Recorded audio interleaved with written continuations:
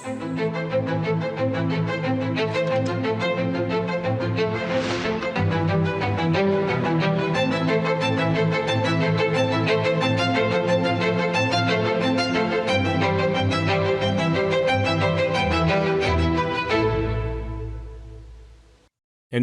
പ്രിയപ്പെട്ട ദേശവാസികളെ നമസ്കാരം.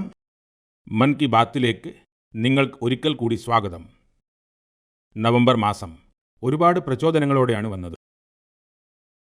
കുറച്ച് ദിവസങ്ങൾക്ക് മുൻപ് നവംബർ 26 ഭരണഘടനാ ദിനത്തിൽ സെൻട്രൽ ഹാളിൽ ഒരു പ്രത്യേക പരിപാടി സംഘടിപ്പിച്ചു. വന്ദേമാതരത്തിൻ്റെ 150-ാം വാർഷികത്തോടനുബന്ധിച്ച് രാജ്യത്തുടനീളം നടക്കുന്ന പരിപാടികൾക്ക് ഗംഭീരമായ തുടക്കം കുറിച്ചു. നവംബർ 25 അയോധ്യയിലെ രാമക്ഷേത്രത്തിൽ ധർമ്മധ്വജം ഉയർത്തി. അതേ ദിവസം തന്നെ കുരുക്ഷേത്രത്തിലെ ജ്യോതിസൽ പാഞ്ച ജന്യസ്മാരകം ഉദ്ഘാടനം ചെയ്യപ്പെട്ടു. സുഹൃത്തുക്കളെ, കുറച്ച് ദിവസങ്ങൾക്ക് മുമ്പ് ഞാൻ ഹൈദരാബാദിൽ ലോകത്തിലെ ഏറ്റവും വലിയ ലീഫ് എഞ്ചിൻ MRO ഫെസിലിറ്റി ഉദ്ഘാടനം ചെയ്തു. വിമാനങ്ങളുടെ മെയിൻ്റനൻസ്, റിപ്പയർ, ഓവർഹൗൾ എന്നീ മേഖലയിൽ ഇന്ത്യ ഒരു വലിയ ചുവടുവെപ്പാണ് നടത്തിയിരിക്കുന്നത്. കഴിഞ്ഞയാഴ്ച മുംബൈയിൽ നടന്ന ഒരു പരിപാടിയിൽ INS മാഹിയെ ഇന്ത്യൻ നാവികസേനയുടെ ഭാഗമാക്കി. കഴിഞ്ഞയാഴ്ച തന്നെ ഇന്ത്യയുടെ സ്പേസ് ഇക്കോസിസ്റ്റത്തിന് സ്കൈ റൂട്ടിൻ്റെ ഇൻഫിനിറ്റി ക്യാമ്പസ് പുതിയൊരു കുതിപ്പ് നൽകി. ഇത് ഇന്ത്യയുടെ പുതിയ ചിന്തയുടെയും ഇന്നൊവേഷൻ്റെയും യൂത്ത് പവറിൻ്റെയും പ്രതിഫലനമായി മാറിയിരിക്കുന്നു. സുഹൃത്തുക്കളെ, കാർഷിക മേഖലയിലും രാജ്യം വലിയ നേട്ടം കൈവരിച്ചു. ഇന്ത്യ 357 മില്യൺ ടൺ ഭക്ഷ്യധാന്യം ഉത്പാദിപ്പിച്ച് ഒരു ചരിത്രപരമായ റെക്കോർഡ് സ്ഥാപിച്ചു. 357 മില്യൺ ടൺ. 10 വർഷം മുൻപുള്ളതിനെ അപേക്ഷിച്ച് ഇന്ത്യയുടെ ഭക്ഷ്യധാന്യ ഉത്പാദനം 100 മില്യൺ ടൺ കൂടി വർദ്ധിച്ചിരിക്കുന്നു. കായിക രംഗത്തും ഇന്ത്യയുടെ പതാക പാറിപ്പറന്നു. കുറച്ച് ദിവസങ്ങൾക്ക് മുൻപ് കോമൺവെൽത്ത് ഗെയിംസിന് ഇന്ത്യ ആതിഥേയത്വം വഹിക്കുമെന്ന പ്രഖ്യാപനവും ഉണ്ടായി. ഇവ വലിയ നേട്ടങ്ങളാണ്. ഇത് രാജ്യത്തിൻ്റേതാണ്, ദേശവാസികളുടേതാണ്. മൻ കി ബാത്ത് രാജ്യത്തെ ജനങ്ങളുടെ ഇത്തരം നേട്ടങ്ങളെയും ജനങ്ങളുടെ കൂട്ടായ പരിശ്രമങ്ങളെയും പൊതുജനങ്ങൾക്ക് മുന്നിൽ എത്തിക്കാനുള്ള ഒരു മികച്ച വേദിയാണ്. സുഹൃത്തുക്കളെ, മനസ്സിൽ സ്ഥിരോത്സാഹമുണ്ടാവുകയും കൂട്ടായ ശക്തിയിലും ഒരു ടീമായി പ്രവർത്തിക്കുന്നതിലും വിശ്വാസവുമുണ്ടെങ്കിൽ, വീണിടത്തു നിന്ന് വീണ്ടും എഴുന്നേൽക്കാനുള്ള ധൈര്യമുണ്ടെങ്കിൽ, എത്ര കഠിനമായ കാര്യത്തിലും വിജയം ഉറപ്പാണ്. നിങ്ങൾ പഴയ കാലം ഒന്നോർത്ത് നോക്കൂ. സാറ്റലൈറ്റുകൾ ഇല്ലാതിരുന്ന, GPS സിസ്റ്റം ഇല്ലാതിരുന്ന, നാവിഗേഷനായി ഒരു സൗകര്യവും ഇല്ലാതിരുന്ന കാലം. അപ്പോഴും നമ്മുടെ നാവികർ വലിയ കപ്പലുകളുമായി കടലിലേക്ക് പോവുകയും നിശ്ചിത സ്ഥലങ്ങളിൽ എത്തുകയും ചെയ്തിരുന്നു. ഇപ്പോൾ കടലിനപ്പുറം ലോകരാജ്യങ്ങൾ ബഹിരാകാശത്തിൻ്റെ അനന്തമായ ഉയരങ്ങൾ അളക്കുകയാണ്. വെല്ലുവിളി അവിടെയും അതുതന്നെയാണ്. GPS സിസ്റ്റമില്ല. ആശയവിനിമയത്തിന് അത്തരം സംവിധാനങ്ങളില്ല. പിന്നെ നമ്മൾ എങ്ങനെ മുന്നോട്ട് പോകും? സുഹൃത്തുക്കളെ, കുറച്ച് ദിവസങ്ങൾക്ക് മുൻപ് സോഷ്യൽ മീഡിയയിലെ ഒരു വീഡിയോ എൻ്റെ ശ്രദ്ധ ആകർഷിച്ചു. ഈ വീഡിയോ ISROയുടെ ഒരു സവിശേഷമായ ഡ്രോൺ മത്സരത്തിൻ്റേതായിരുന്നു. ഈ വീഡിയോയിൽ നമ്മുടെ രാജ്യത്തെ യുവാക്കൾ, പ്രത്യേകിച്ച് നമ്മുടെ ജെൻസി, ചൊവ്വാഗ്രഹത്തിലേതിന് സമാനമായ സാഹചര്യങ്ങളിൽ ഡ്രോൺ പറത്താൻ ശ്രമിക്കുകയായിരുന്നു. ഡ്രോണുകൾ പറന്നു കുറച്ചു നേരം സന്തുലിതാവസ്ഥയിൽ നിന്നു. പിന്നെ പെട്ടെന്ന് നിലത്ത് വീണു. എന്തുകൊണ്ടാണെന്നറിയാമോ? കാരണം ഇവിടെ പറന്നിരുന്ന ഡ്രോണുകൾക്ക് GPS പിന്തുണ ഒട്ടും ഉണ്ടായിരുന്നില്ല. ചൊവ്വാഗ്രഹത്തിൽ GPS സാധ്യമല്ല. അതിനാൽ ഡ്രോണിന് ബാഹ്യമായ സിഗ്നലുകളൊന്നും ലഭിക്കില്ല, അല്ലെങ്കിൽ മാർഗനിർദ്ദേശം ലഭിക്കില്ല. ഡ്രോണിന് അതിൻ്റെ ക്യാമറകളും ഇൻബിൽഡ് സോഫ്റ്റ്വെയറും ഉപയോഗിച്ചാണ് പറക്കേണ്ടിയിരുന്നത്. ആ ചെറിയ ഡ്രോണിനാകട്ടെ ഗ്രൗണ്ടിൻ്റെ പാറ്റേണുകൾ തിരിച്ചറിയണമായിരുന്നു, ഉയരം അളക്കണമായിരുന്നു, തടസ്സങ്ങൾ മനസ്സിലാക്കി സുരക്ഷിതമായി ഇറങ്ങാനുള്ള വഴി സ്വയം കണ്ടെത്തണമായിരുന്നു. അതുകൊണ്ടാണ് എല്ലാ ഡ്രോണുകളും ഒന്നിനു പുറകെ ഒന്നായി വീണുകൊണ്ടിരുന്നത്. സുഹൃത്തുക്കളെ, ഈ മത്സരത്തിൽ പൂനെയിൽ നിന്നുള്ള ഒരു യുവസംഘം ഒരു പരിധിവരെ വിജയം കൈവരിച്ചു. അവരുടെ ഡ്രോണും പലതവണ വീണു, ക്രാഷായി. പക്ഷേ അവർ തോൽവി സമ്മതിച്ചില്ല. പലതവണത്തെ പരിശ്രമത്തിനു ശേഷം ഈ ടീമിൻ്റെ ഡ്രോൺ ചൊവ്വയിലെ സാഹചര്യങ്ങളിൽ അല്പനേരം പറക്കുന്നതിൽ വിജയിച്ചു. സുഹൃത്തുക്കളെ, ഈ വീഡിയോ കണ്ടപ്പോൾ എൻ്റെ മനസ്സിൽ മറ്റൊരു ദൃശ്യം തെളിഞ്ഞു വന്നു. ചന്ദ്രയാൻ 2 ആശയവിനിമയം നഷ്ടപ്പെട്ട ആ ദിവസം. കുറച്ചുനേരം രാജ്യം മുഴുവനും, പ്രത്യേകിച്ച് ശാസ്ത്രജ്ഞരും, നിരാശയിലായി. എന്നാൽ സുഹൃത്തുക്കളെ, പരാജയം അവരെ തടഞ്ഞില്ല. അന്നുതന്നെ അവർ ചന്ദ്രയാൻ 3 വിജയഗാഥ എഴുതാൻ ആരംഭിച്ചു. അതുകൊണ്ട് തന്നെ ചന്ദ്രയാൻ 3 വിജയകരമായി ലാൻഡ് ചെയ്തപ്പോൾ അതൊരു ദൗത്യത്തിൻ്റെ മാത്രം വിജയമായിരുന്നില്ല. അത് പരാജയത്തിൽ നിന്നും കെട്ടിപ്പടുത്ത ആത്മവിശ്വാസത്തിൻ്റെ വിജയമായിരുന്നു. ഈ വീഡിയോയിൽ കാണുന്ന യുവാക്കളുടെ കണ്ണുകളിലും അതേ തിളക്കം ഞാൻ കണ്ടു. ഓരോ തവണയും നമ്മുടെ യുവാക്കളുടെ കഠിനാധ്വാനവും ശാസ്ത്രജ്ഞരുടെ സമർപ്പണവും കാണുമ്പോൾ എൻ്റെ മനസ്സ് ഉത്സാഹം കൊണ്ട് നിറയുന്നു. യുവാക്കളുടെ ഈ കഠിനാധ്വാനമാണ് വികസിത ഭാരതത്തിൻ്റെ ഏറ്റവും വലിയ ശക്തി. എൻ്റെ പ്രിയപ്പെട്ട ദേശവാസികളെ, നിങ്ങളെല്ലാവരും തേനിൻ്റെ മാധുര്യത്തെക്കുറിച്ച് തീർച്ചയായും അറിവുള്ളവരായിരിക്കും. എന്നാൽ പലപ്പോഴും നമ്മൾ മനസ്സിലാക്കാതെ പോകുന്ന ഒന്നുണ്ട്. അതിനു പിന്നിൽ എത്ര പേരുടെ അധ്വാനമുണ്ട്, എത്ര പാരമ്പര്യങ്ങളുണ്ട്, പ്രകൃതിയുമായി എത്ര മനോഹരമായ ഐക്യമുണ്ട് എന്ന്. സുഹൃത്തുക്കളെ, ജമ്മു കശ്മീരിലെ മലയോര പ്രദേശങ്ങളിൽ വനതുളസി, അതായത് സുലായ് പൂക്കളിൽ നിന്ന് ഇവിടുത്തെ തേനീച്ചകൾ വളരെ സവിശേഷമായ തേൻ ഉണ്ടാക്കുന്നു. ഈ തേനിൻ്റെ നിറം വെളുപ്പാണ്. ഇതിനെ രാംബൻ സുലായ് ഹണി എന്ന് വിളിക്കുന്നു. കുറച്ച് വർഷങ്ങൾക്ക് മുമ്പാണ് രാംബൻ സുലായ് ഹണിക്ക് GI ടാഗ് ലഭിച്ചത്. ഇതിനുശേഷം ഈ തേൻ രാജ്യമെമ്പാടും പ്രശസ്തി നേടുകയാണ്. സുഹൃത്തുക്കളെ, ദക്ഷിണ കന്നഡ ജില്ലയിലെ പുത്തൂരിൽ അവിടുത്തെ സസ്യങ്ങൾ തേൻ ഉൽപ്പാദനത്തിന് ഏറ്റവും മികച്ചതായി കണക്കാക്കപ്പെടുന്നു. ഇവിടെ ഗ്രാമജന്യ എന്ന കർഷക സംഘടന ഈ പ്രകൃതിദത്തമായ സമ്മാനത്തിന് പുതിയൊരു ദിശ നൽകുന്നു. ഗ്രാമജന്യ ഇവിടെ ഒരു ആധുനിക പ്രോസസ്സിംഗ് യൂണിറ്റ് സ്ഥാപിച്ചു. Lab, bottling, storage, digital tracking തുടങ്ങിയ സൗകര്യങ്ങൾ ചേർത്തു. ഇപ്പോൾ ഇതേ തേൻ ബ്രാൻഡഡ് ഉൽപ്പന്നമായി ഗ്രാമങ്ങളിൽ നിന്ന് നഗരങ്ങളിലേക്ക് എത്തുന്നു. ഈ ശ്രമത്തിൻ്റെ പ്രയോജനം 2500-ലധികം കർഷകർക്ക് ലഭിച്ചു. സുഹൃത്തുക്കളെ, കർണാടകയിലെ തന്നെ തുമകുരു ജില്ലയിൽ ശിവഗംഗാ കാളിഞ്ചിയ എന്ന സംഘടനയുടെ ശ്രമവും വളരെ പ്രശംസനീയമാണ്. ഇവർ ഇവിടെ ഓരോ അംഗത്തിനും തുടക്കത്തിൽ 2 ബോക്സുകൾ നൽകുന്നു. ഇങ്ങനെ ചെയ്തുകൊണ്ട് ഈ സംഘടന അനേകം കർഷകരെ തങ്ങളുടെ ദൗത്യവുമായി ബന്ധിപ്പിച്ചു. ഇപ്പോൾ ഈ സംഘടനയുമായി ബന്ധപ്പെട്ട കർഷകർ ഒരുമിച്ച് തേനെടുക്കുകയും മികച്ച രീതിയിൽ പാക്ക് ചെയ്യുകയും പ്രാദേശിക വിപണിയിൽ എത്തിക്കുകയും ചെയ്യുന്നു. ഇതിലൂടെ അവർക്ക് മികച്ച വരുമാനവും ലഭിക്കുന്നു. ഇതിന് സമാനമായ ഒരു ഉദാഹരണമാണ് നാഗാലാൻഡിലെ ക്ലിഫ് ഹണി ഹണ്ടിംഗ്. നാഗാലാൻഡിലെ ചോക്ലാങ്കൻ ഗ്രാമത്തിൽ ചിയാമണി യാങ്കൻ ഗോത്രവർഗക്കാർ നൂറ്റാണ്ടുകളായി തേനെടുക്കുന്ന ജോലി ചെയ്തു വരുന്നു. ഇവിടെ തേനീച്ചകൾ മരങ്ങളിലല്ല, മറിച്ച് ഉയർന്ന പാറകളിലാണ് കൂടുണ്ടാക്കുന്നത്. അതുകൊണ്ട് തേനെടുക്കുന്ന ജോലി വളരെ അപകടം നിറഞ്ഞതാണ്. അതിനാൽ ഇവിടുത്തെ ആളുകൾ തേനീച്ചകളോട് ആദ്യം സൗമ്യമായി സംസാരിക്കുന്നു. അവരോട് അനുവാദം ചോദിക്കുന്നു. ഇന്ന് തങ്ങൾ തേനെടുക്കാൻ വന്നിരിക്കുകയാണെന്ന് അവരോട് പറയുന്നു. അതിനുശേഷമാണ് തേനെടുക്കുന്നത്. സുഹൃത്തുക്കളെ, ഇന്ന് ഇന്ത്യ തേൻ ഉത്പാദനത്തിൽ പുതിയ റെക്കോർഡുകൾ സൃഷ്ടിക്കുകയാണ്. 11 വർഷം മുൻപ് രാജ്യത്തെ തേൻ ഉത്പാദനം 76,000 മെട്രിക് ടൺ ആയിരുന്നു. ഇപ്പോൾ അത് 1.5 ലക്ഷം മെട്രിക് ടണ്ണിലധികമായി വർദ്ധിച്ചിരിക്കുന്നു. കഴിഞ്ഞ കുറച്ച് വർഷങ്ങളായി തേനിൻ്റെ കയറ്റുമതിയും 3 ഇരട്ടിയിലധികം വർദ്ധിച്ചു. ഹണി മിഷൻ പരിപാടിയുടെ കീഴിൽ ഖാദി ഗ്രാമോദ്യോഗം 2.25 ലക്ഷത്തിലധികം ബോക്സുകൾ ജനങ്ങൾക്ക് വിതരണം ചെയ്തിട്ടുണ്ട്. ഇതിലൂടെ ആയിരക്കണക്കിന് ആളുകൾക്ക് പുതിയ തൊഴിലവസരങ്ങൾ ലഭിച്ചു. അതായത് രാജ്യത്തിൻ്റെ വിവിധ കോണുകളിൽ തേനിൻ്റെ മധുരം വർദ്ധിക്കുകയും ഈ മധുരം കർഷകരുടെ വരുമാനം കൂട്ടുകയും ചെയ്യുന്നു. എൻ്റെ പ്രിയപ്പെട്ട ദേശവാസികളെ, ഹരിയാനയിലെ കുരുക്ഷേത്രയിലാണ് മഹാഭാരത യുദ്ധം നടന്നത്. ഇത് നമുക്കെല്ലാവർക്കും അറിയാം. എന്നാൽ യുദ്ധത്തിൻ്റെ ഈ അനുഭവം നിങ്ങൾ ഇപ്പോൾ അവിടെ മഹാഭാരത അനുഭവ കേന്ദ്രത്തിലും നേരിട്ട് അനുഭവിക്കാൻ സാധിക്കും.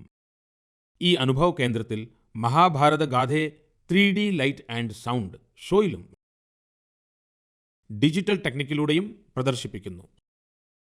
നവംബർ 25-ന് ഞാൻ കുരുക്ഷേത്രത്തിൽ പോയപ്പോൾ ഈ അനുഭവ കേന്ദ്രത്തിലെ അനുഭവം എന്നെ ആനന്ദിപ്പിച്ചു. സുഹൃത്തുക്കളെ, കുരുക്ഷേത്രത്തിൽ ബ്രഹ്മസരോവറിൽ സംഘടിപ്പിച്ച അന്താരാഷ്ട്ര ഗീതാ മഹോത്സവത്തിൽ പങ്കെടുത്തതും എന്നെ സംബന്ധിച്ച് വളരെ വിശേഷപ്പെട്ടതായിരുന്നു. ലോകമെമ്പാടുമുള്ള ആളുകൾ എങ്ങനെയാണ് ദിവ്യഗ്രന്ഥമായ ഗീതയിൽ നിന്ന് പ്രചോദിതരാകുന്നതെന്ന് കണ്ട് എനിക്ക് വളരെ മതിപ്പ് തോന്നി. ഈ മഹോത്സവത്തിൽ യൂറോപ്പ്, മധ്യേഷ്യ എന്നിവയുൾപ്പെടെ ലോകത്തിലെ പല രാജ്യങ്ങളിൽ നിന്നുമുള്ള ആളുകൾ പങ്കെടുത്തു. ഈ മാസം ആദ്യം സൗദി അറേബ്യയിൽ ആദ്യമായി ഒരു പൊതുവേദിയിൽ ഗീത അവതരിപ്പിക്കപ്പെട്ടു. യൂറോപ്പിലെ ലാത്വിയയിലും അവിസ്മരണീയമായ ഒരു ഗീതാ മഹോത്സവം സംഘടിപ്പിച്ചു. ഈ മഹോത്സവത്തിൽ ലാത്വിയ, എസ്റ്റോണിയ, ലിത്വാനിയ, അൾജീരിയ എന്നിവിടങ്ങളിൽ നിന്നുള്ള കലാകാരന്മാർ ആവേശത്തോടെ പങ്കെടുത്തു. സുഹൃത്തുക്കളെ, ഭാരതത്തിൻ്റെ മഹത്തായ സംസ്കാരത്തിൽ ശാന്തിയും കരുണയും എന്ന ഭാവമാണ് സർവോപരിയായിട്ടുള്ളത്. നിങ്ങൾ രണ്ടാം ലോകമഹായുദ്ധത്തെക്കുറിച്ച് ഒന്ന് സങ്കല്പിക്കൂ. ചുറ്റും നാശത്തിൻ്റെ ഭയാനകമായ അന്തരീക്ഷം നിലനിന്നിരുന്ന സമയം. അത്തരം പ്രയാസകരമായ സമയത്ത് ഗുജറാത്തിലെ നവാനഗറിലെ ജാം സാഹിബ് മഹാരാജ ദിഗ്വിജയ് സിംഗ് ജി ചെയ്ത് മഹത്തായ കാര്യം, അത് ഇന്നും നമുക്ക് പ്രചോദനം നൽകുന്നു. ആ സമയത്ത് ജാം സാഹിബ് ഏതെങ്കിലും സൈനിക സഖ്യത്തെക്കുറിച്ചോ യുദ്ധതന്ത്രത്തെക്കുറിച്ചോ ചിന്തിച്ചിരുന്നില്ല. മറിച്ച് അദ്ദേഹത്തിൻ്റെ ആശങ്ക ലോകമഹായുദ്ധത്തിനിടയിൽ എങ്ങനെ പോളിഷ് ജൂത കുട്ടികളെ രക്ഷിക്കാം എന്നതായിരുന്നു. അദ്ദേഹം ഗുജറാത്തിൽ ആയിരക്കണക്കിന് കുട്ടികൾക്ക് അഭയം നൽകി, അവർക്ക് പുതിയ ജീവിതം നൽകി. അത് ഇന്നും ഒരു മാതൃകയാണ്. കുറച്ച് ദിവസങ്ങൾക്ക് മുൻപ് തെക്കൻ ഇസ്രായേലിലെ മഷാവ് നെവാട്ടിമിൽ ജാം സാഹിബിൻ്റെ പ്രതിമ അനാച്ഛാദനം ചെയ്യുകയുണ്ടായി. ഇതൊരു വളരെ വിശേഷപ്പെട്ട ബഹുമതിയായിരുന്നു. കഴിഞ്ഞ വർഷം പോളണ്ടിലെ വാർസോയിൽ എനിക്ക് ജാം സാഹിബിൻ്റെ സ്മാരകത്തിൽ പുഷ്പാർച്ചന നടത്താനുള്ള ഭാഗ്യം ലഭിച്ചിരുന്നു. എനിക്ക് ആ നിമിഷം എന്നെന്നും അവിസ്മരണീയമായിരിക്കും. എൻ്റെ പ്രിയപ്പെട്ട ദേശവാസികളെ, കുറച്ച് ദിവസങ്ങൾക്ക് മുൻപ് ഞാൻ നാച്ചുറൽ ഫാമിങ്ങിൻ്റെ ഒരു വലിയ സമ്മേളനത്തിൽ പങ്കെടുക്കാൻ കോയമ്പത്തൂരിലേക്ക് പോയിരുന്നു. ദക്ഷിണേന്ത്യയിൽ നാച്ചുറൽ ഫാമിങ്ങിനെക്കുറിച്ച് നടക്കുന്ന ശ്രമങ്ങൾ കണ്ട് ഞാൻ വളരെ ആകൃഷ്ടനായി. എത്രയോ ഉയർന്ന യോഗ്യതയുള്ള യുവ പ്രൊഫഷണലുകൾ ഇപ്പോൾ നാച്ചുറൽ ഫാമിംഗ് രംഗത്തേക്ക് വരുന്നു. ഞാൻ അവിടെ കർഷകരുമായി സംസാരിച്ചു, അവരുടെ അനുഭവങ്ങൾ ചോദിച്ചറിഞ്ഞു. നാച്ചുറൽ ഫാമിംഗ് ഭാരതത്തിൻ്റെ പുരാതന പാരമ്പര്യങ്ങളുടെ ഭാഗമാണ്. ഭൂമി മാതാവിനെ സംരക്ഷിക്കുന്നതിനായി ഇതിനെ പ്രോത്സാഹിപ്പിക്കേണ്ടത് നമ്മളുടെ എല്ലാം കടമയാണ്. സുഹൃത്തുക്കളെ, ലോകത്തിലെ ഏറ്റവും പഴയ ഭാഷയും ലോകത്തിലെ ഏറ്റവും പുരാതനമായ നഗരങ്ങളിലൊന്നും, ഇവ രണ്ടിൻ്റെയും സംഗമം എപ്പോഴും അത്ഭുതകരമാണ്. ഞാൻ സംസാരിക്കുന്നത് കാശി തമിഴ് സംഗമത്തെക്കുറിച്ചാണ്. ഡിസംബർ 2-ന് കാശിയിലെ നമോഘട്ടിൽ 4ാമത്തെ കാശി തമിഴ് സംഗമം ആരംഭിക്കുകയാണ്. ഇത്തവണത്തെ കാശി തമിഴ് സംഗമത്തിൻ്റെ തീം വളരെയധികം താൽപ്പര്യമുളവാക്കുന്ന ഒന്നാണ്. ലേൺ തമിഴ്. തമിഴ് കർക്കലം കാശി തമിഴ് സംഗമം തമിഴ് ഭാഷയോട് താൽപ്പര്യമുള്ള എല്ലാവർക്കും അതൊരു പ്രധാന വേദിയായി മാറിയിരിക്കുന്നു. കാശിയിലെ ആളുകളുമായി സംസാരിക്കുമ്പോഴെല്ലാം അവർ എപ്പോഴും പറയാറുണ്ട്, കാശി തമിഴ് സംഗമത്തിൻ്റെ ഭാഗമാകുന്നത് അവർക്ക് വളരെ ഇഷ്ടമാണെന്ന്. ഇവിടെ അവർക്ക് പുതിയ കാര്യങ്ങൾ പഠിക്കാനും പുതിയ ആളുകളെ കാണാനും അവസരം ലഭിക്കുന്നു. ഇത്തവണയും കാശി നിവാസികൾ പൂർണ്ണ ആവേശത്തോടെയും ഉത്സാഹത്തോടെയും തമിഴ്നാട്ടിൽ നിന്ന് വരുന്ന തങ്ങളുടെ സഹോദരീ സഹോദരന്മാരെ സ്വാഗതം ചെയ്യാൻ ആകാംക്ഷയോടെ കാത്തിരിക്കുന്നു. നിങ്ങളെല്ലാവരും കാശി തമിഴ് സംഗമത്തിൻ്റെ ഭാഗമാകണമെന്ന് ഞാൻ അഭ്യർത്ഥിക്കുന്നു. അതോടൊപ്പം അത്തരം മറ്റ് വേദികളെക്കുറിച്ചും ചിന്തിക്കുക. അത് ഏകഭാരതം ശ്രേഷ്ഠ ഭാരതം എന്ന വികാരത്തെ ശക്തിപ്പെടുത്തും. ഇവിടെ ഞാൻ ഒരിക്കൽ കൂടി പറയാൻ ആഗ്രഹിക്കുന്നു, തമിഴ് കലാചാരം ഉയർവാനത്, തമിഴ് മൊഴി ഉയർവാനത്, തമിഴ് ഇന്ത്യാവിൻ പെരുമിതം.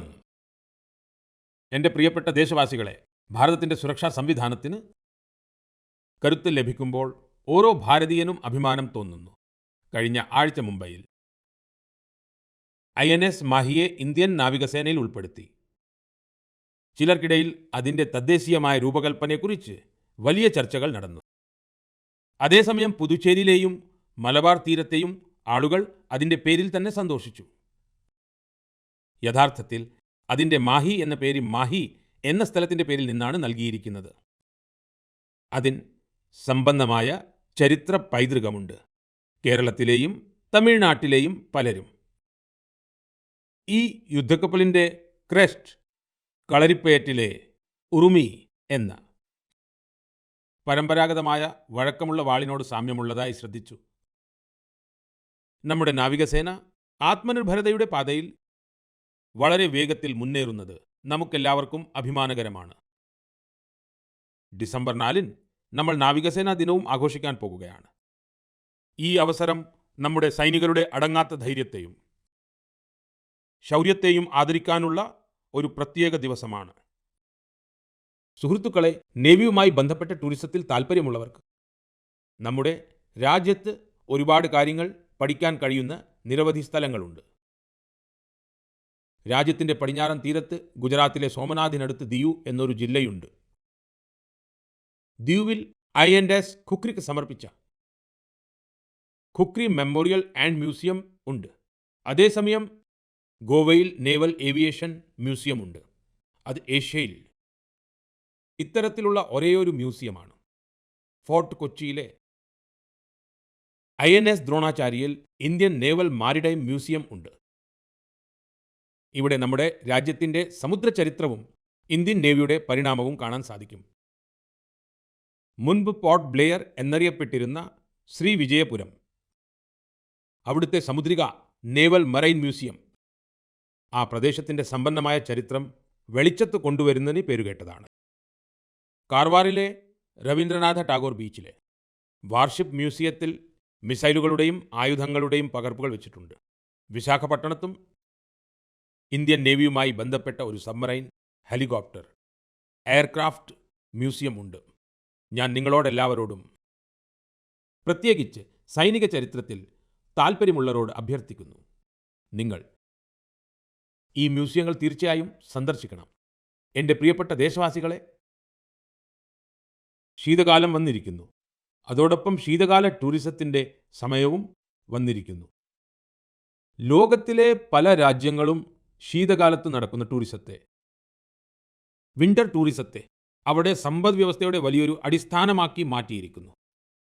പല രാജ്യങ്ങളിലും ലോകത്തിലെ ഏറ്റവും വിജയകരമായ വിൻ്റർ ഫെസ്റ്റിവലുകളും വിൻ്റർ സ്പോർട്സ് മോഡലുകളും ഉണ്ട്. ഈ രണ്ട് ഘടകങ്ങളും skiing, snowboarding, snow trekking, ice climbing, family snow പാർക്കുകൾ തുടങ്ങിയ അനുഭവങ്ങളെ തങ്ങളുടെ അടയാളമാക്കി മാറ്റി. അവർ തങ്ങളുടെ വിൻ്റർ ഫെസ്റ്റിവലുകളെ ആഗോള ആകർഷണമാക്കി മാറ്റിയിരിക്കുന്നു.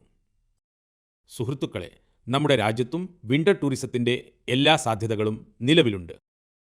നമുക്ക് പർവ്വതങ്ങളുമുണ്ട്, സംസ്കാരവുമുണ്ട്, സാഹസികതയുടെ അനന്തമായ സാധ്യതകളുമുണ്ട്. ഈയിടെയായി എന്നെ സന്തോഷിപ്പിച്ച ഒരു കാര്യം, ഉത്തരാഖണ്ഡിലെ വിൻ്റർ ടൂറിസം ആളുകളെ വളരെയധികം ആകർഷിക്കുന്നുണ്ട് എന്നതാണ്.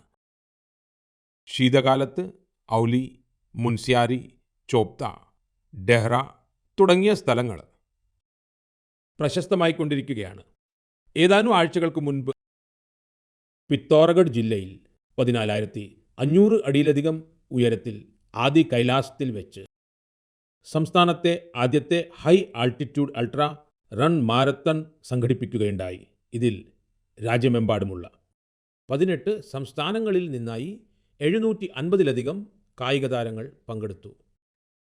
60 കിലോമീറ്റർ ദൈർഘ്യമുള്ള ആദി കൈലാസ് പരിക്രമ റൺ ആരംഭിച്ചത്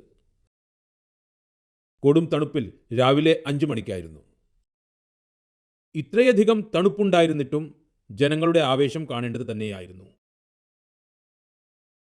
3 വർഷം മുൻപ് വരെ 2000-ൽ താഴെ മാത്രം വിനോദസഞ്ചാരികൾ വന്നിരുന്ന ആദി കൈലാസ് യാത്രയിൽ ഇപ്പോൾ ആളുകളുടെ എണ്ണം 30,000-ത്തിലധികമായി വർദ്ധിച്ചിരിക്കുന്നു.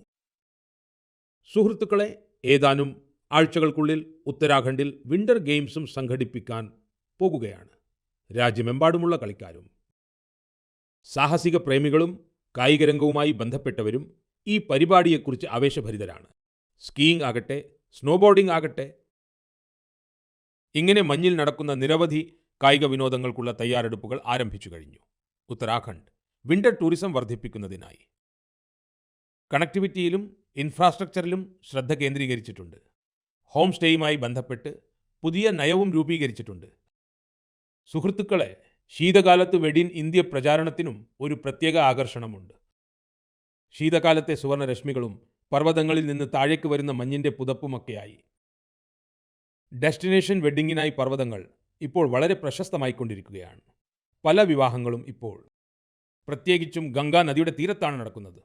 സുഹൃത്തുക്കളെ, ഈ ശീതകാല ദിനങ്ങളിൽ ഹിമാലയൻ താഴ്വരകൾ ജീവിതകാലം മുഴുവൻ കൂടെ ഉണ്ടാകുന്ന ഒരു അനുഭവത്തിൻ്റെ ഭാഗമായി മാറുന്നു. നിങ്ങൾ ഈ ശീതകാലത്ത് എവിടെയെങ്കിലും പോകാൻ ആലോചിക്കുന്നുണ്ടോ? എങ്കിൽ ഹിമാലയൻ താഴ്വരകളുടെ സാധ്യത തീർച്ചയായും പരിഗണിക്കണം. സുഹൃത്തുക്കളെ, ഏതാനും ആഴ്ചകൾക്ക് മുൻപ് ഞാൻ ഭൂട്ടാനിൽ പോയിരുന്നു. അത്തരം സന്ദർശനങ്ങളിൽ പലതരത്തിലുള്ള സംഭാഷണങ്ങൾക്കും ചർച്ചകൾക്കും അവസരം ലഭിക്കാറുണ്ട്. എൻ്റെ യാത്രയിൽ ഞാൻ ഭൂട്ടാനിലെ പഴയ രാജാവിനെ കാണുകയുണ്ടായി. അദ്ദേഹം ഇപ്പോഴത്തെ രാജാവിൻ്റെ പിതാവും ഇതിനു മുൻപുള്ള രാജാവുമാണ്. കൂടാതെ അവിടുത്തെ പ്രധാനമന്ത്രിയെയും മറ്റ് ആളുകളെയും കണ്ടു. ഈ സമയത്ത് എല്ലാവരിൽ നിന്നും ഒരു കാര്യം തീർച്ചയായും കേൾക്കാൻ കഴിഞ്ഞു. എല്ലാവരും അവിടെ ബുദ്ധിസ്റ്റ് റെലിക്സ്, അതായത് ഭഗവാൻ ബുദ്ധൻ്റെ പുണ്യ തിരുശേഷിപ്പുകൾ അയച്ചതിന് ഭാരതീയരോട് നന്ദി പ്രകടിപ്പിക്കുകയായിരുന്നു. ഇത് കേട്ടപ്പോഴെല്ലാം എൻ്റെ ഹൃദയം അഭിമാനം കൊണ്ട് നിറഞ്ഞു. സുഹൃത്തുക്കളെ, ഭഗവാൻ ബുദ്ധൻ്റെ പുണ്യ തിരുശേഷിപ്പുകളെക്കുറിച്ച് മറ്റ് പല രാജ്യങ്ങളിലും ഇതേപോലെയുള്ള ആവേശം കാണാൻ കഴിഞ്ഞിട്ടുണ്ട്. കഴിഞ്ഞ മാസം തന്നെ നാഷണൽ മ്യൂസിയത്തിൽ നിന്ന് ഈ പുണ്യ തിരുശേഷിപ്പുകളെ റഷ്യയിലെ കൽമിക്കയിലേക്ക് കൊണ്ടുപോയിരുന്നു. അവിടെ ബുദ്ധമതത്തിന് പ്രത്യേക പ്രാധാന്യമുണ്ട്. എനിക്ക് കിട്ടിയ വിവരമനുസരിച്ച് അവ ദർശിക്കുന്നതിനായി റഷ്യയുടെ വിദൂര ഭാഗങ്ങളിൽ നിന്ന് പോലും വളരെയധികം ആളുകൾ അവിടെ എത്തി. ഈ പുണ്യ തിരുശേഷിപ്പുകളെ മംഗോളിയ, വിയറ്റ്നാം, തായ്ലൻഡ് എന്നിവിടങ്ങളിലും കൊണ്ടുപോയിട്ടുണ്ട്. എല്ലായിടത്തും ജനങ്ങളുടെ വലിയ ആവേശം കാണാൻ കഴിഞ്ഞു. അവ ദർശിക്കുന്നതിനായി തായ്ലൻഡിലെ രാജാവും എത്തിയിരുന്നു. ലോകമെമ്പാടും ഭഗവാൻ ബുദ്ധൻ്റെ പുണ്യ തിരുശേഷിപ്പുകളോടുള്ള ഇത്തരത്തിലുള്ള ആഴത്തിലുള്ള ബന്ധം കാണുമ്പോൾ മനസ്സ് വികാരഭരിതമാകുന്നു. ഇങ്ങനെയുള്ള ഒരു സംരംഭം എങ്ങനെയാണ് ലോകമെമ്പാടുമുള്ള ആളുകളെ പരസ്പരം ബന്ധിപ്പിക്കുന്നതിനുള്ള ഒരു മാധ്യമമായി മാറുന്നതെന്ന് കാണുമ്പോൾ വളരെ സന്തോഷം തോന്നുന്നു. വോക്കൽ ഫോർ ലോക്കൽ എന്ന മന്ത്രം എപ്പോഴും കൂടെ കൊണ്ടു നടക്കാൻ ഞാൻ നിങ്ങളോടെല്ലാവരോടും പറയാറുണ്ട്. കുറച്ച് ദിവസങ്ങൾക്ക് മുൻപ് G20 ഉച്ചകോടിയിൽ ലോകത്തിലെ പല നേതാക്കൾക്കും സമ്മാനങ്ങൾ നൽകുന്ന കാര്യം വന്നപ്പോൾ ഞാൻ വീണ്ടും പറഞ്ഞു, വോക്കൽ ഫോർ ലോക്കൽ. ഞാൻ രാജ്യവാസികൾക്ക് വേണ്ടി ലോക നേതാക്കൾക്ക് നൽകിയ സമ്മാനങ്ങളിൽ ഈ വികാരത്തിന് പ്രത്യേക ശ്രദ്ധ നൽകിയിരുന്നു. G20 സമയത്ത് ഞാൻ ദക്ഷിണാഫ്രിക്കൻ രാഷ്ട്രപതിക്ക് നടരാജൻ്റെ വെങ്കല പ്രതിമ സമ്മാനിച്ചു. ഇത് തമിഴ്നാട്ടിലെ തഞ്ചാവൂരിൻ്റെ സാംസ്കാരിക പൈതൃകവുമായി ബന്ധപ്പെട്ട ചോളകാലത്തെ ശില്പകലയുടെ അത്ഭുതകരമായ ഉദാഹരണമാണ്. കാനഡയുടെ പ്രധാനമന്ത്രിക്ക് വെള്ളികൊണ്ടുള്ള കുതിരയുടെ ഒരു പ്രതിരൂപം നൽകി. ഇത് രാജസ്ഥാനിലെ ഉദയ്പൂരിൻ്റെ മികച്ച ശില്പകലയെ പ്രതിഫലിപ്പിക്കുന്നു. ജപ്പാനിലെ പ്രധാനമന്ത്രിക്ക് വെള്ളികൊണ്ടുള്ള ബുദ്ധൻ്റെ പ്രതിരൂപം സമ്മാനിച്ചു. ഇതിൽ തെലങ്കാനയിലെ കരീംനഗറിൻ്റെ പ്രസിദ്ധമായ സിൽവർ ക്രാഫ്റ്റിൻ്റെ സൂക്ഷ്മത വെളിവാകുന്നു. ഇറ്റലിയുടെ പ്രധാനമന്ത്രിക്ക് പൂക്കളുടെ രൂപങ്ങളുള്ള ഒരു വെള്ളിക്കണ്ണാടി സമ്മാനമായി നൽകി. ഇതും കരീംനഗറിലെ തന്നെ പരമ്പരാഗത ലോഹശില്പകലയെ പ്രദർശിപ്പിക്കുന്നു. ഓസ്ട്രേലിയയുടെ പ്രധാനമന്ത്രിക്ക് ഒരു ഓട്ടുരുളിയാണ് സമ്മാനിച്ചത്. ഇത് കേരളത്തിലെ മാന്നാറിലെ ഒരു മികച്ച കരകൗശലമാണ്. എൻ്റെ ലക്ഷ്യം ലോകം ഇന്ത്യയുടെ കരകൗശലം, കല, പാരമ്പര്യം എന്നിവയെക്കുറിച്ച് അറിയുകയും നമ്മുടെ കരകൗശല വിദഗ്ധരുടെ കഴിവിന് ഒരു ആഗോളവേദി ലഭിക്കുകയും ചെയ്യുക എന്നതായിരുന്നു. സുഹൃത്തുക്കളെ, വോക്കൽ ഫോർ ലോക്കൽ എന്ന വികാരത്തെ രാജ്യത്തെ കോടിക്കണക്കിന് ആളുകൾ അവരുടെ ജീവിതത്തിൻ്റെ ഭാഗമാക്കിയതിൽ എനിക്ക് സന്തോഷമുണ്ട്. ഈ വർഷം നിങ്ങൾ ഉത്സവങ്ങൾക്കുള്ള സാധനങ്ങൾ വാങ്ങാൻ ചന്തയിൽ പോയപ്പോൾ ഒരു കാര്യം നിങ്ങൾക്കെല്ലാവർക്കും തോന്നിയിട്ടുണ്ടാകും. ജനങ്ങളുടെ ഇഷ്ടങ്ങളിലും വീടുകളിലേക്ക് വരുന്ന സാധനങ്ങളിലും രാജ്യം സ്വദേശിയിലേക്ക് മടങ്ങുന്നു എന്ന വ്യക്തമായ സൂചന കാണാമായിരുന്നു. ആളുകൾ സ്വന്തം ഇഷ്ടപ്രകാരം ഇന്ത്യൻ ഉൽപ്പന്നങ്ങൾ തിരഞ്ഞെടുക്കുകയായിരുന്നു. ഈ മാറ്റം ഏറ്റവും ചെറിയ കടക്കാരൻ പോലും അനുഭവിച്ചറിഞ്ഞു.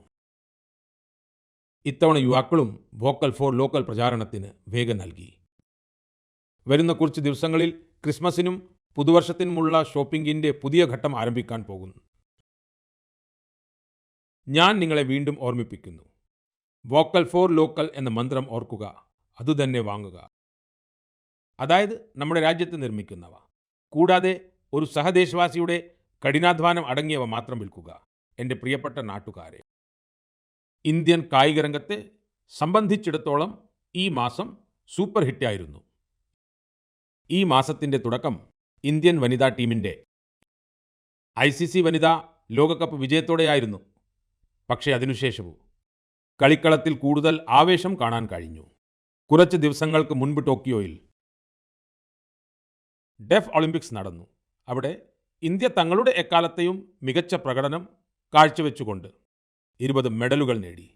നമ്മുടെ വനിതാ താരങ്ങൾ കബഡി ലോകകപ്പ് നേടി ചരിത്രം സൃഷ്ടിച്ചു. ടൂർണമെന്റിലുടനീളം അവർ മികച്ച പ്രകടനം കാഴ്ചവെച്ച് ഓരോ ഇന്ത്യക്കാരൻ്റെയും ഹൃദയം കീഴടക്കി. വേൾഡ് ബോക്സിംഗ് കപ്പ് ഫൈനലിലും നമ്മുടെ കളിക്കാരുടെ പ്രകടനം മികച്ചതായിരുന്നു. അവിടെ അവർ 20 മെഡലുകൾ നേടി. സുഹൃത്തുക്കളെ, ഇതിലും കൂടുതൽ ചർച്ച ചെയ്യപ്പെടുന്ന ഒരു കാര്യം നമ്മുടെ വനിതാ ടീമിൻ്റെ ബ്ലൈൻഡ് ക്രിക്കറ്റ് ലോകകപ്പ് വിജയമാണ്. വലിയ കാര്യം എന്തെന്നാൽ നമ്മുടെ ഈ ടീം ഒരു മത്സരം പോലും തോൽക്കാതെയാണ് ഈ ടൂർണമെന്റ് നേടിയത്. ഈ ടീമിലെ ഓരോ കളിക്കാരനിലും ദേശവാസികൾക്ക് അഭിമാനമുണ്ട്.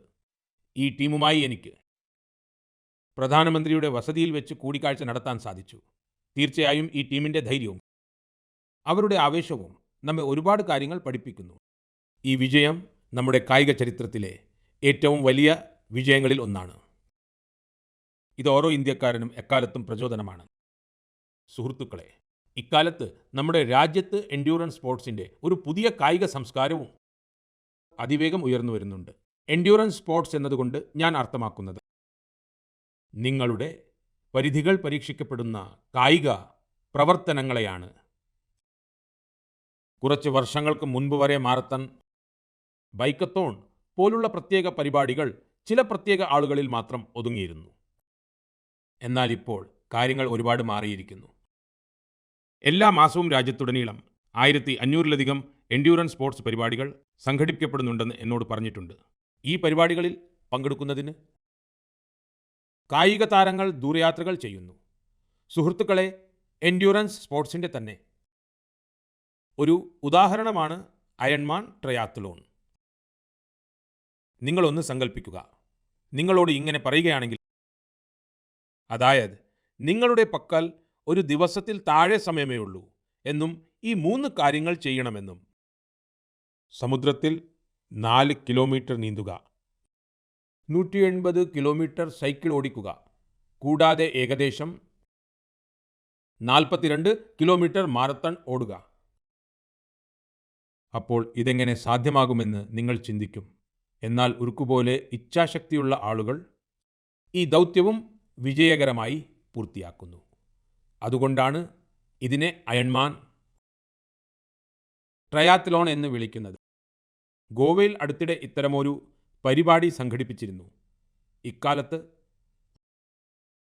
ഇത്തരം പരിപാടികളിൽ ആളുകൾ വളരെ ആവേശത്തോടെ പങ്കെടുക്കുന്നുണ്ട്. നമ്മുടെ യുവസുഹൃത്തുക്കൾക്കിടയിൽ വളരെയധികം പ്രചാരത്തിലാകുന്ന മറ്റു പല മത്സരങ്ങളുമുണ്ട്. ഇക്കാലത്ത് പലരും fit India, Sundays on cycle പോലുള്ള പരിപാടികളിൽ പങ്കെടുക്കാൻ ഒരുമിക്കുന്നു. സുഹൃത്തുക്കളെ, ഇതെല്ലാം ഫിറ്റ്നസ് പ്രോത്സാഹിപ്പിക്കുന്ന കാര്യങ്ങളാണ്. എല്ലാ മാസവും നിങ്ങളെ കാണുന്നത് എനിക്ക് എപ്പോഴും ഒരു പുതിയ അനുഭവമാണ്. നിങ്ങളുടെ കഥകളും നിങ്ങളുടെ പ്രയത്നങ്ങളും എന്നെ പുതിയ രീതിയിൽ പ്രചോദിപ്പിച്ചുകൊണ്ടിരിക്കുന്നു. നിങ്ങളുടെ സന്ദേശങ്ങളിലൂടെ നിങ്ങൾ അയക്കുന്ന നിർദ്ദേശങ്ങളും പങ്കുവെക്കുന്ന അനുഭവങ്ങളും ഞങ്ങൾക്ക് ഈ പരിപാടിയിൽ ഭാരതത്തിൻ്റെ വൈവിധ്യം ഉൾക്കൊള്ളാൻ പ്രചോദനം നൽകുന്നു. അടുത്ത മാസം നമ്മൾ കണ്ടുമുട്ടുമ്പോൾ 2025 അവസാനിക്കാറായിട്ടുണ്ടാകും. രാജ്യത്തെ മിക്ക ഭാഗങ്ങളിലും ഇപ്പോൾ തണുപ്പ് വർദ്ധിച്ചുകൊണ്ടിരിക്കും. ഈ തണുപ്പുകാലത്ത് നിങ്ങളും നിങ്ങളുടെ കുടുംബവും പ്രത്യേകം ശ്രദ്ധിക്കണം. അടുത്ത മാസം നമ്മൾ ചില പുതിയ വിഷയങ്ങളെക്കുറിച്ചും പുതിയ വ്യക്തിത്വങ്ങളെക്കുറിച്ചും തീർച്ചയായും ചർച്ച ചെയ്യും. വളരെ നന്ദി. നമസ്കാരം.